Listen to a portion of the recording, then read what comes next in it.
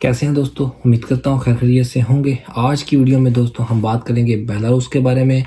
जी हाँ दोस्तों, बेलारूस के बारे में काफ़ी दोस्तों ने कमेंट्स किए कि भाई बेलारूस की अपडेट दें, बेलारूस का काम कितने देर में हो रहा है, बेलारूस कैसा कंट्री है, जाना चाहिए नहीं जाना चाहिए, वहाँ पे सैलरी बंदा कितनी कमा सकता है, डॉक्यूमेंट्स कौन कौन से चाहिए होते हैं, अपॉइंटमेंट कब की मिल रही है, टोटल टाइम कितना लग रहा है। तो काफ़ी इंफॉर्मेटिव वीडियो है। मैंने इसके ऊपर कुछ चीज़ें लेके कुछ इन्फॉर्मेशन कलेक्ट किया जिसमें डिटेल आप लोगों के सामने दोस्तों रखेंगे कि आया बेलारूस का वर्क परमिट कितनी देर में आता है, उसके बाद अपॉइंटमेंट कब की मिलती है, अपॉइंटमेंट के लिए डॉक्यूमेंट्स कौन कौन से चाहिए होते हैं, किन डॉक्यूमेंट्स ना होने की वजह से आपकी जो अपॉइंटमेंट है वो कैंसिल हो सकती है, उसकी वीज़ा रेशो कैसी है, एम्बेसी फीस कितनी है, अपॉइंटमेंट लेने का क्या तरीकाकार है, और डॉक्यूमेंट्स को कौन कौन से डॉक्यूमेंट्स को अटेस्टेड करवाने पड़ता है, कौन कौन से डॉक्यूमेंट्स कहाँ कहाँ से बनते हैं। तफसीली वीडियो है। जो बंदा बेलारूस का अप्लाई करना चाह रहा है या किसी ने अप्लाई किया हुआ है उसके लिए ये वीडियो बड़ी कारआमद होगी। उस तक ये वीडियो पहुंचा दे जो लोग ये वीडियो देख रहे हैं, ताकि उनको भी फायदा हो जाए। वीडियो अच्छी लगे वीडियो को लाइक करें, चैनल को सब्सक्राइब करें, घंटी के बटन को प्रेस करें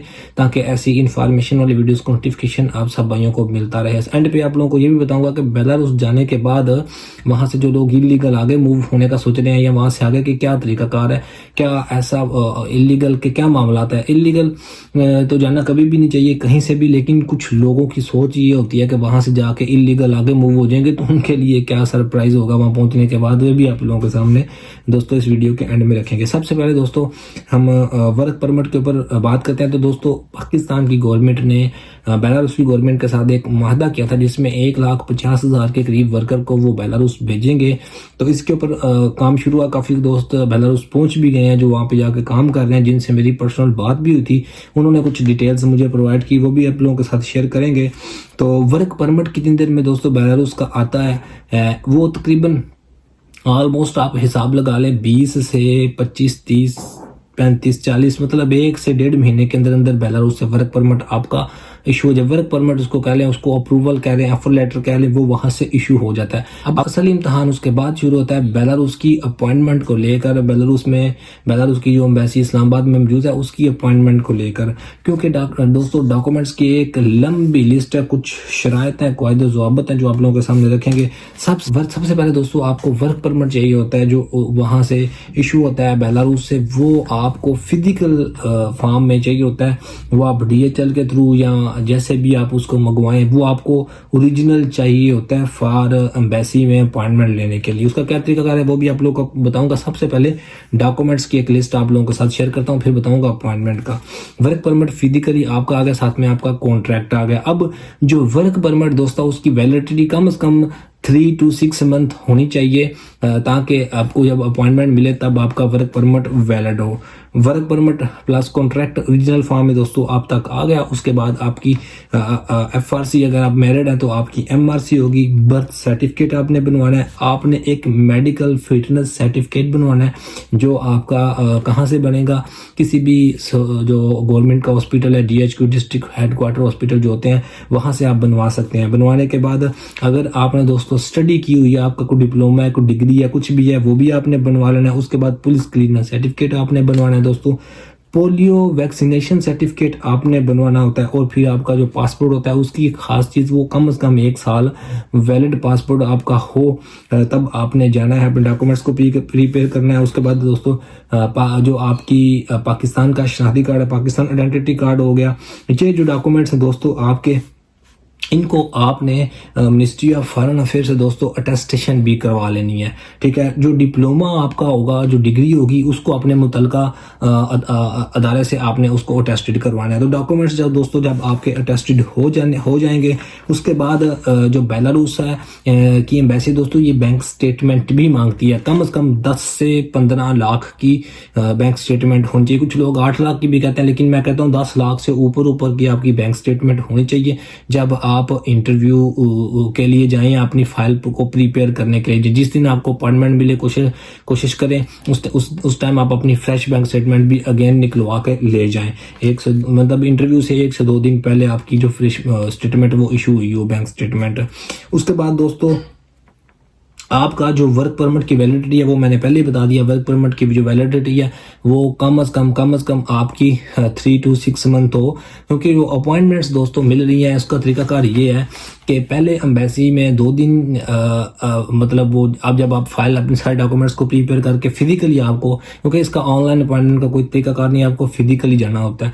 तो फिजिकली जब आप एम्बेसी में पहले 2 दिन थे, बुध और जुमेरात को जाते थे, तो एम्बेसी आपको एक वहाँ पे टोकन सिस्टम है, लाइन में ला के टोकन देती थी। उसके अकॉर्डिंग फिर अब आपकी बात आती थी तो फिर आपके डॉक्यूमेंट्स चेक करने के बाद आपको अपॉइंटमेंट दी जाती थी। अब उन्होंने एक दिन कर दिया, सिर्फ फ्राइडे वाले दिन वो टोकन इशू करते हैं और उसी दिन फिर आपकी फाइल को देके तो आपको अपॉइंटमेंट्स दे देते हैं।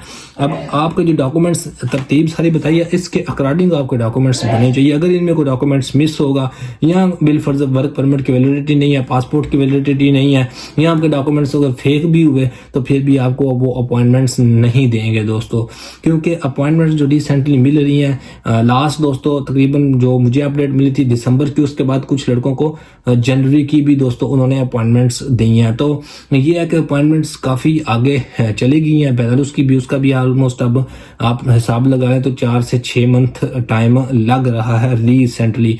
कुछ दोस्तों को सितंबर की थी, उसके बाद फिर इस तरह आगे नवंबर, दिसंबर और फिर जनवरी तक की अपॉइंटमेंट्स चली गई इसी तरीकाकार में, क्योंकि एक हर फ्राइडे को 300, 400, 500 के करीब लोग एम्बेसी के बाहर ऐसे रश लगा होता है। फिर तरतीब से टोकन वो इशू करते हैं, किसी दिन किसी फ्राइडे वाले दिन 200, किसी फ्राइडे वाला दिन दोस्तों वो 300 टोकन इशू कर देते हैं। तो उस हिसाब से फिर उनकी वो बारी आती है, फिर वो फाइलों को चेक करते हैं। अगर डॉक्यूमेंट्स रियल हो, वैलिडिटी पूरी हो डॉक्यूमेंट्स की, खासतौर पर वर्क परमिट और पासपोर्ट की, तो फिर उसके अकॉर्डिंग वो आपको अपॉइंटमेंट इशू कर देते हैं। ये दोस्तों डॉक्यूमेंट्स हो गए, अपॉइंटमेंट का तरीकाकार हो गया, ठीक है।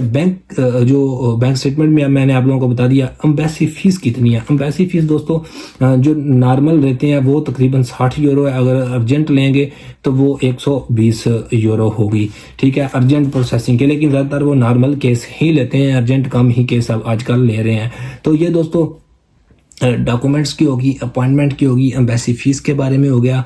अब वीज़ा रेशो कैसी है अगर वो, हाँ एक और चीज़, कुछ लोगों से उन्होंने कुछ सवालात भी किए हैं फाइल जब वो फाइल सबमिट करवाते हैं इंटरव्यू में, तो थोड़े बहुत 2-4 सवाल वो पूछ भी ले, तो इसमें कोई इतना इशू नहीं होता। आपकी कंपनी की डिटेल्स होती है, जिस तरह रोमानिया की इंटरव्यू हो तो हर काफ़ी, अब उन्होंने काफ़ी टफ कर दिया, लेकिन स्टार्टिंग में रोमानिया का इस तरह का नहीं था। इसी तरह दोस्तों बेलारूस के भी अगर वो कंपनी की डिटेल थोड़ी बहुत पूछ लें, आपकी पर्सनल डिटेल पूछ लें, तो इतना तो आपको होनी चाहिए। तो ये थोड़ा बहुत इंटरव्यू या जब फीस ले लेते हैं, इंटरव्यू में 1-2 सवाल पूछ लेते तो पूछ लेते हैं, तो फिर आप समझे कि आपका जो वीज़ा है दोस्तों वो ऑलमोस्ट डन है, आपका वीज़ा लगने के काफ़ी चांसेस हो सकते हैं। लेकिन फिर बता रहा हूँ, मोस्ट इम्पोर्टेंट चीज़ है, जब आपकी अपॉइंटमेंट हो तब आपने फ्रेश बैंक स्टेटमेंट लेके जानी है, और उस टाइम तक आपका वर्क परमिट भी वैलिड होना चाहिए। तो ये कुछ इंपॉर्टेंट अपडेट्स थी। हाँ, एक और चीज़, जो लोग ये सोच के जा रहे हैं कि हम बेलारूस जाएंगे वहाँ से आगे इलीगल भाग जाएंगे, तो भाईजान बेलारूस वालों को इन सब चीज़ों का अंदाज़ा ऑलरेडी है, और वो इन सारी चीज़ों को फेस कर चुके हैं, और शेंजन कंट्रीज़ भी इन सारी चीज़ों को फेस कर चुके हैं। एक उन्होंने बहुत सख्त बॉर्डर लाइन है, चेकअप है, जिसमें आपकी जान जाने के खतरात भी हैं। तो कभी भी जो लोग ये सोच के जा रहे हैं कि हम बेलारूस जाएंगे वहाँ से आगे इलीगल मूव हो जाएंगे, वो ऐसा कोई भी एक्शन ना लें भाईजान, जान से बढ़ के कुछ नहीं है। मैं तो यही रिकमेंड करूँगा, अगर आप सिर्फ वहाँ पे काम करना जा रहे हैं, वहाँ पे सैलरी कितनी है, तो वहाँ पे जो सैलरी है वो तकरीबन 400, 500, $600 तक सैलरी है। तो उसमें फिर कुछ अखराजात भी होते हैं, तो 400 से 500 ही आप ज़्यादा से ज़्यादा वहाँ पे बचा सकते हैं, जो रियलिटी है। होप सो ये वीडियो आप लोगों के लिए हेल्पफुल होगी। मिलते हैं नेक्स्ट किसी वीडियो में, तब तक के लिए अल्लाह हाफिज़, अपना ख्याल रखिएगा।